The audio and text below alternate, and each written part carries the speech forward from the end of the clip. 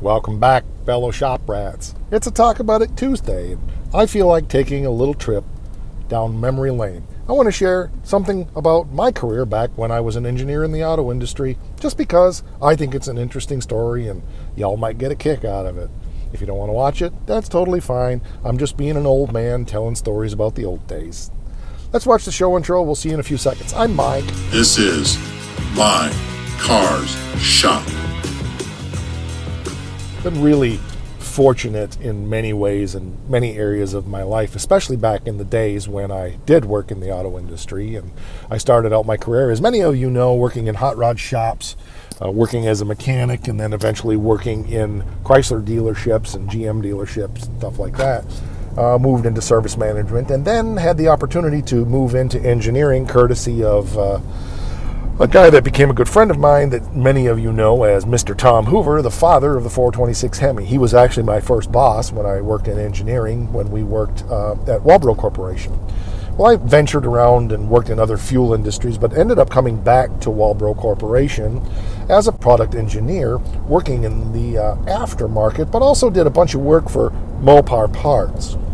Because Walbro was the OE manufacturer for Ford and Chrysler fuel pumps, we had also developed a significant line of aftermarket parts that we sold through companies like Federal Mogul and Airtex and even Delphi, General Motors, and stuff like that. And my main responsibility were Ford and Chrysler. One of the interesting projects that I was presented early on, I was in my early 30s when this project was given to me, was the opportunity to develop a remanufactured fuel pump module program. I hadn't been in charge of that Ford and Chrysler product lines for very long when this program was presented to me, and of course the way I do things is I did dive in head first and come up with all the parts we would need to replace the fuel pump, the hoses, the sending unit, and the regulator if it had one. There was a lot to this program because the first thing we had to do was gather cores for the plastic fuel pump modules, then develop processes to disassemble, to reassemble. There was a lot to all of that, and of course it took a lot of time, energy, effort to put together a really good little remanufactured fuel pump program that we could sell for a cost savings right through Mopar parts, right at the parts counter at Mopar. But I really enjoyed the challenge of projects like that, for sure. It was around Christmas of what year I don't remember, sometime in the 90s, I know that. And I was called to go to meet with all the executives at Mopar to present this remanufactured fuel pump module program. Needless to say, I was just a little bit intimidated, and our sales manager and I ventured off down to, where did we go? I don't think it was Auburn Hills. It might have been Sterling Heights.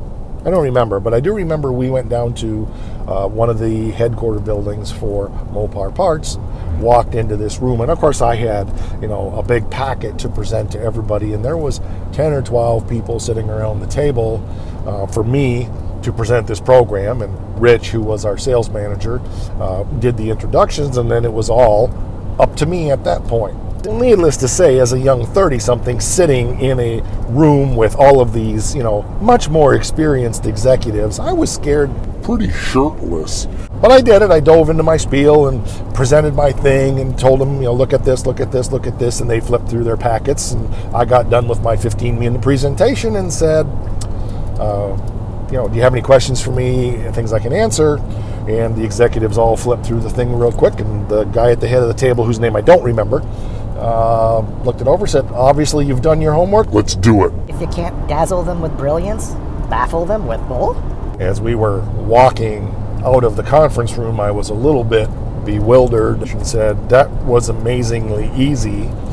And Tim, who was our liaison, if you will, with Mopar, he was a Mopar employee, turned and said, your data's there, and they can see that you did the work. They don't need to know the details. We have a good relationship with you guys. We know you guys will make this happen. You have a good reputation. I thought, yeah, our company does, but you guys don't know me from Adam. We did it, and we worked with a remanufacturing company out of Louisville, and I traveled down there, and I traveled to our plants in Meriden, Connecticut to work on a lot of things, and did a lot of buzzing around. And it was about a year later, I was able to walk into our local Chrysler dealer, and there was the flyer for the remanufactured fuel pump module program.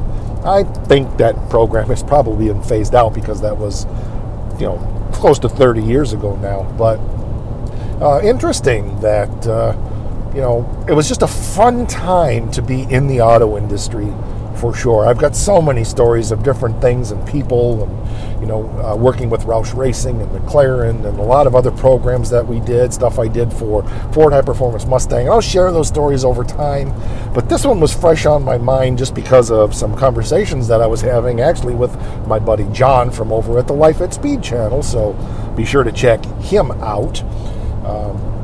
It's some great memories, and I love to share these stories. And of course, I'm not only sharing them with all the viewers, but if I put them out here, then when I'm dead and gone, my family will hopefully have these to refer back to as well. The thing that I loved about the auto industry in the 90s and in the early 2000s, I left and went into another field in 2001, but the thing I loved about it in the 90s was there was still a lot of rogue stuff going on. I don't have a degree in engineering. My degree is actually in history, and I've partially completed a master's degree in business management. But back in those days, all I had was my hands-on experience as an auto mechanic.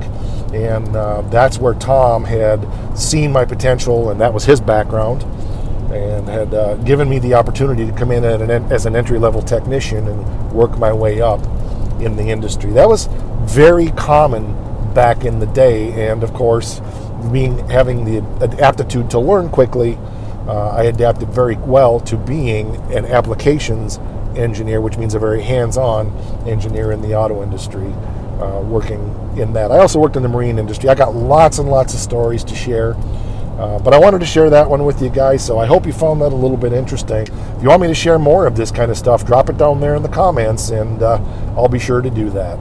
Thanks for watching. I appreciate it. We're over on all the other social media things, /My Car Shop. And of course, we're here on YouTube, so like, share, subscribe, all the stuff. Catch you on the next one. Rock!